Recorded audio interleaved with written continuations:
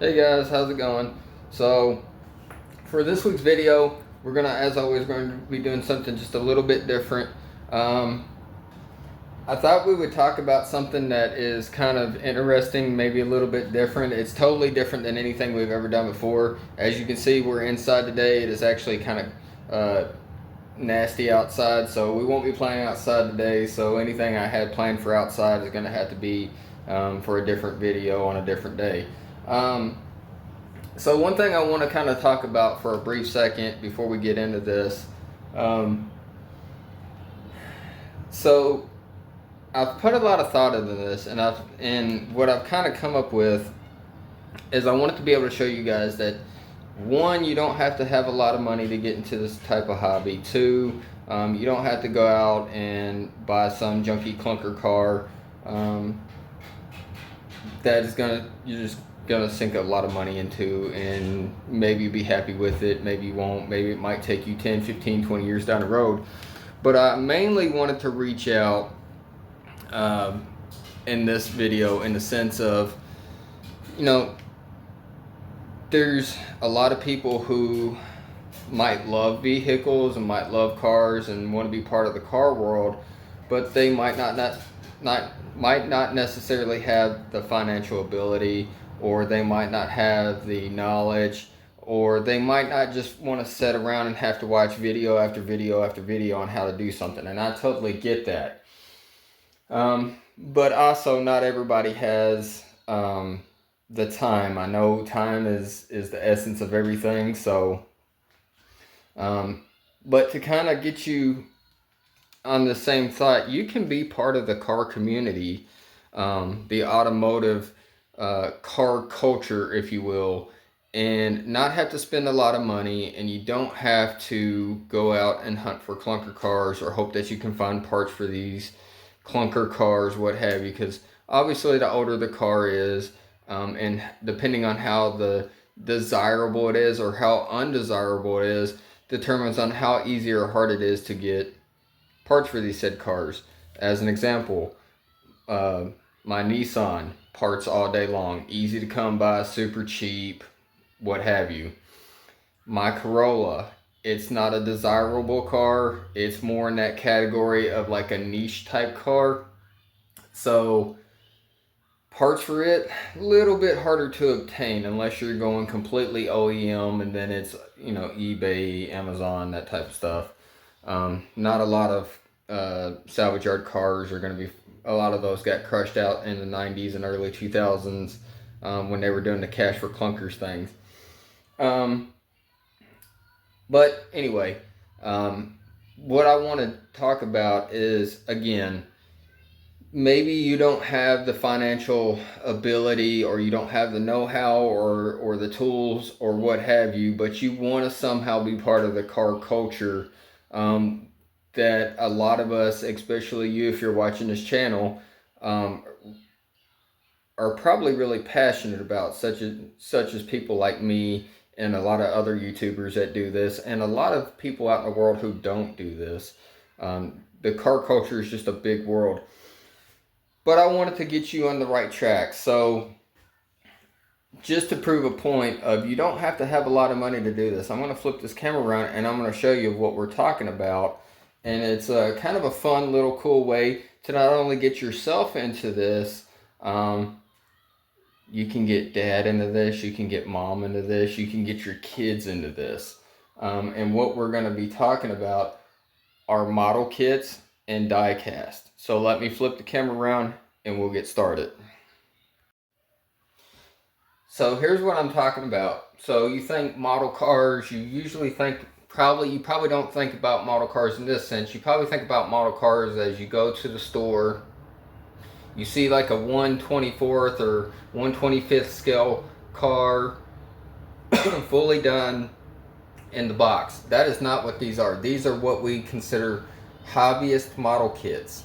These are cars that you fully start out completely undone, and you start at the very bottom and you work your way up. And the cool thing about these is you can build these however you want to. I have two examples in front of me. I spend a little bit of time on these over a course of a period of time, and this is just kind of, so to the left of us here, to the left of your screen, you see one that I have completely done, and you see one on the right that I'm in various stages of completing. And the cool thing about these is, like I said, you start out with completely nothing. They're completely down to nothing. They're all bare bones. They're unpainted. They're unfinished. And you can create these however you want. So like if I show you this one on the left, we'll look here, and this kind of gives you an example of what you could build out of this kit if you went with the options that come with the car. Now the cool thing about that is you don't have to build it to the box. You can build this however you want. It's a complete blank canvas. And just to show you some of this, of what it kind of looks like, these are just skeletons of what's left of what your pieces and parts come on. Your pieces and parts will come like this. You'll have some chrome pieces. You'll have some plain white or primered pieces, which have you, depending on your kit. And everything you need to build this car comes in a box, except for your paint. It even comes with instructions like this. It tells you a little bit about the stuff, information on the front. It gives you a breakdown of every single part based on the number, and it even shows you step by step, just to show you the first couple of pages here of how to assemble everything. So that's really cool. And it even gives you, which some of this is missing, which as you can see was not used on this, a sticker sheet, a decal sticker transfer sheet, or water decal rather, I should say. And then it even kind of tells you where you can place it if you want to follow it by the instructions. Now, like I said, the cool thing is you don't have to build these per the box. If you look to the one on the left here, this is completely unlike, to a certain degree, this is completely unlike the one that came in the box. This is a my take on a what do we call that? It's a tribute to a movie car from Two-Lane Blacktop. So like this hood scoop, this scoop did not come with it. These hood pins here that you see here, the trunk pins on the back, did not come with this. I had to make all of this. So, and the cool thing is some of these kits, most of them, if they have a motor, your hoods will come off like so. This one did not come like this, but I did cut the trunk open on it. So I was able to modify that in a sense that I was able to cut the trunk open. And then we can set the trunk off to the side, and then we can bring it in. I'll bring these in for a closer view for you. So you can kind of see, like I put a battery in the trunk. I have a spare drag tire in there. And then I have a fully done motor in there. It has plug wires and a belt and radiator hoses and a dipstick, and has a little tack on the dash that I made myself. And I wish this one wasn't fully assembled, because I'd love to show you how I did everything on the inside. But just to give you examples of how you can do this stuff. If we look at the truck on the right, I pulled some inspiration from the box. And I took my own little take on it. I even took some fabric and made my own seat cover for this. And I left this broken apart to a certain degree to be able to show you how this is broken down into piece by section by section. Because you have your interior right here. Then you have your cab right here. And this is all unpainted when you get it out of the box. I had to paint it like this. And so I took some decals and stuck on the inside of the roof. Here's your frame with your motor on your wheels. You can take that apart. And I can show you how I hand painted the wood on here to look like real wood. And even the bottom is completely unpainted, so you have to paint all that as well. And then of course you have your motor.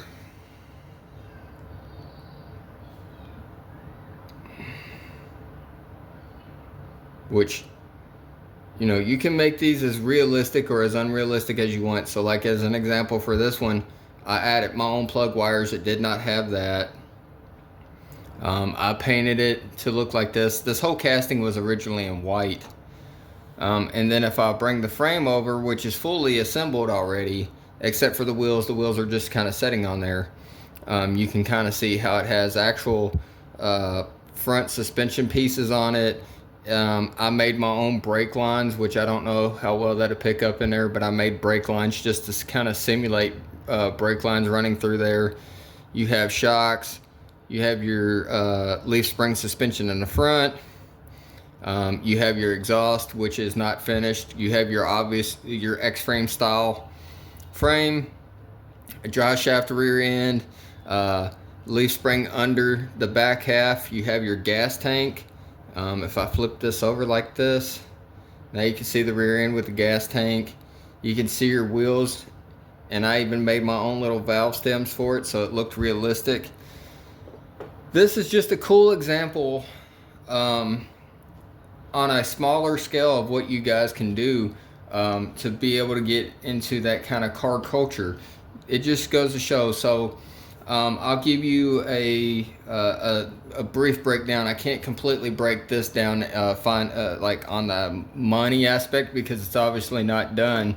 But on the 55 build that we have over here, time wise, that one took me, I worked on it for maybe 10 minutes, 20 minutes a day at most. There was a couple of times that I did work for maybe, if I had a free day, I'd work on it for about 30 minutes or so. But not everything in there is stuff that came with the kit. So like the belt that's on the motor, that's actually a rubber band that I made just because I didn't like the plasticky belt like on this motor here. The belt on this one is plastic. Those obviously don't come with seat belts. I made my own seat belts. The trunk was not cut open. I had to cut my own trunk open to make that a thing. If you look at the box here for this, you'll see this trim piece. This whole little trim piece was casted into it. I spent forever working that out so that line is not there anymore, so it could be more realistic to the 2-lane blacktop car. I had to make my own trunk pan for that car. I made my own tack for that car. Made 5-point racing harnesses for it. So you're only limited by your imagination when it comes to hobby cars like this. So again, like that car over there, I was off and on for about 6 months on that car, and I put way more into that car than I wanted to, but I'm about $100 into that car, believe it or not. This car over here, I'm a lot less into it just because I have leftover pieces, like materials for customizing and things like that from that car over there. So yeah, just a cool little thing. And actually, model cars have been around for a long time. Model cars were actually invented in the early 20th century. And then, of course, those were the ones that were already pre-made together, pre-built, fully assembled, ready to play with. And it was actually, it started out in the early 20th century, and they were meant as toy cars for kids to enjoy. And then this type of kit, where it's a build-your-own kit, actually started out in the 1950s, and those were kind of what they refer to as the golden years for model cars like these. They started out in the 1950s and were real big in between the 50s and the 60s. Was big for model car hobbyists. Today, I'll be honest, as somebody who's built model cars on and off for most of my life, especially my childhood, I thought they were they started to seem like they died off a little bit, but then social medias came around, YouTube got popular, things of that nature, and you find out that there's a lot of people out in the world just like you who love to do things like these. Again, these are glue together kits. You can create however you want to. Your imagination can run wild on these, on however you want to do it. If you want to come up with your own unique way, or if you want to maybe draw inspiration from something like I did on the right side, I pulled a little inspiration from the box. I also pulled inspiration from one of my favorite YouTubers that I watch all the time, and I feel like this is something that he might have built himself. Which if you haven't seen any of his videos, go check him out. It's actually a channel called Puddin's Fab Shop. He does a lot of rusty patina builds like this. So I tried to pull a little bit of inspiration from him for the one on the right side.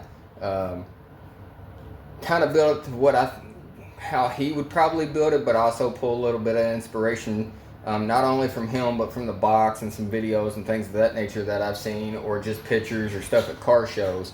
Give it that little bit of a rat rod patina shop truck build. And there's a whole world of stuff for this. Glues, paints, such as these right here. Like these are Testors model paints. A lot of people love to use these for, like I use these for the bed and the bed rails, some of the interior, the tiny pieces, things like that. And then of course, a little bit of the patina on this is also from dry brushing, a little bit of that on there. There's a whole world of stuff like this that people can do. And again, it doesn't have to cost you a lot of money. You don't have to get out here and lay on concrete or be in the weather or buy tools and have a lot of money invested in tools that you may only use to just use every once in a while. Or maybe you're an older person who just physically isn't able to get out and actually work on cars, but you love being part of the car culture. This is a great solution for you to be able to be part of that world. Another alternative to that is one of my favorite things to I recently got back into it. I started collecting again. Is Hot Wheels, like this one. Hot Wheels is a very cool thing that you can do as a part of the car culture. I know a lot of grown men like me and kids who collect Hot Wheels and love to collect Hot Wheels, and it's a way for you to be part of the car culture. And you're not only part of a car culture, but you're part of a toy culture as well. There's so many different cultures that you could be a part of, and this is just another way for you to be able to be part of the car culture. So like Hot Wheels, as an example, Hot Wheels came along and was invented in 1968 by the man Elliot Handler. I hope I'm saying his name right. Yes, Elliot Handler. In 1968, May 8th of 1968, by a company called Mattel. Now, Mattel not only makes Hot Wheels, but I believe they make Matchbox as well. I could be wrong on that. But there's a whole world of model cars, Hot Wheels, die-casts, Matchboxes that can get you into the car culture without you physically having to go out and spend thousands and thousands of dollars on not only finding parts, but finding a project car or what have you. And this is a fun little way that you can do something car related, and you don't have to be out in the elements if you don't have like a shop or a garage. And this is something that you yourself can get into. Again, your wife, your uncle, your kids, your mom, your whoever. Everybody can do these. You can build them step by step like the instructions, or you can do a little customizing like I do throughout some of mine. I try to do a little something different than what comes in the box. And then maybe this isn't for you. Maybe you're more of a die-cast type of collector like the Hot Wheels. Hot Wheels has created a world of its own at this point. I say that very loosely because I know Matchbox does something very similar. I think they just do it a different kind of way. And again, I could be wrong when I say Matchbox is part of Mattel. I could be wrong. If I am, just ignore me. So like with this one, there's thousands and thousands of Hot Wheels out there, and a lot of people are after ones like this one right here, this 62 Corvette Gasser. And why are they after it? because this is what is known, which has kind of evolved to its own thing at this point, but this is called a super treasure hunt, which means that unlike most of your standard cars, this one has a shiny paint job on it. It has rubber tires, and it has that little TH logo right there. And now, to make it easier to identify, which I know is hard on this car, if you look right there on the back of the card, I wish I could show you better, but I unfortunately don't have the ability to.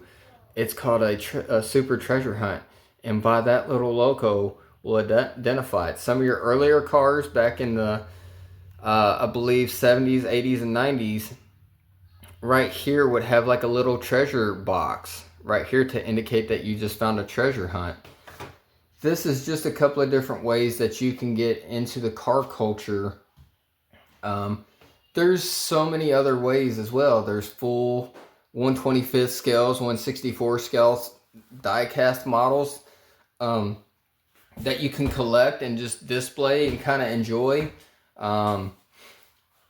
RC cars have evolved dramatically over time. They have gone from just regular electric RC cars all the way up to gas-powered cars.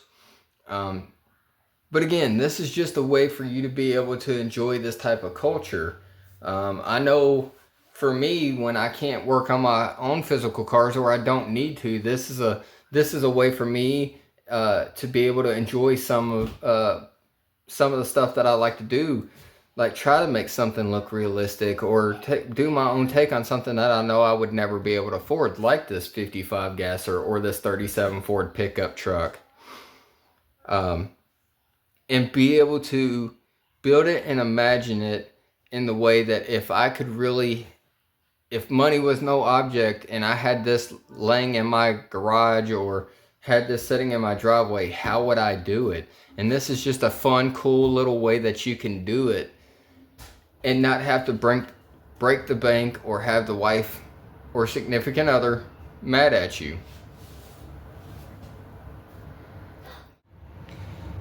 So yeah, again, I know this wasn't a long video, but I just wanted to be able to maybe talk about it for a few minutes and just kind of give you kind of some thought behind, maybe, like I said, you might not have the financial ability or the time to be able to invest in a real car, and this is just a simple, cool way to be able to do that won't break the bank.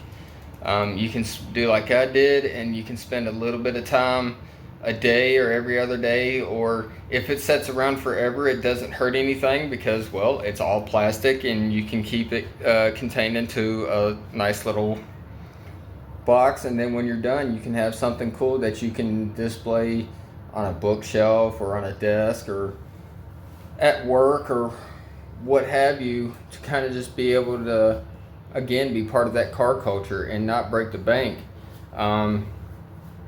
And again, maybe this isn't for you, and that's fine too. Maybe you're into, maybe you'd like to go more along the lines of the Hot Wheels or something. These are all just different ways that you can get into the car culture and, again, not break the bank. And it doesn't matter how inexperienced you are or how knowledgeable you are about cars, because, again, these are all step by step. And the cool thing is they make these in various stages. So if I actually pick up one of these boxes here, try to do this one-handed. If you look right here, that says level 5 on it. That means that this is kind of a like a mid-level, lower mid-level type car as far as skill goes. They have these all the way down to, I believe, level 1, which are snap-together kits. And I have seen some that the motor, the frame, and the interior is already done. All you do is put the windows in, you put the body on, 2 screws, and your wheels and tires and some stickers, and you're done. So this is a way for even your little ones to be able to enjoy doing something like this and be able to say that they, at least to a certain degree, built this and got to enjoy it. Or maybe, like the Hot Wheels, maybe you like to do the treasure hunt because you only want certain ones. That's fine too. or maybe you just like certain types of ones, like the muscle cars or the imports or the supercars. This is also another way for you to be able to enjoy this type of culture. So yeah, just kind of wanted to throw that out there. I know this is completely left field of what this channel is and what we do. But again, I just wanted to be able to, talk about it a little bit and, just kind of throw it at the wall and see what sticks. Again, you don't have to have a lot of money. You don't have to have a lot of experience to be able to do this. You could do these any type of way that you want to. And there's all kinds of places to be able to obtain these, anywhere from Amazon to eBay for a lot of the more classic kits that you can't find anymore. Hobby Lobbies, craft stores, model stores, depending on where you're at. Maybe your area has a model store like mine does. But yeah, just food for thought. And I want to, again, be able to give you some type of option other than just working on cars. Again, I hope you enjoyed this video. I appreciate you guys coming back week after week. And before we forget, I want to do a quick shout out to one of my subscribers that has been with the channel since day one, since I started this channel 2 years ago, and has been a big influence on this channel. I don't know her channel or her YouTuber name. She knows who she is. But today's her birthday, so I want to wish her a happy birthday. So Eve, if you're watching this video, happy birthday.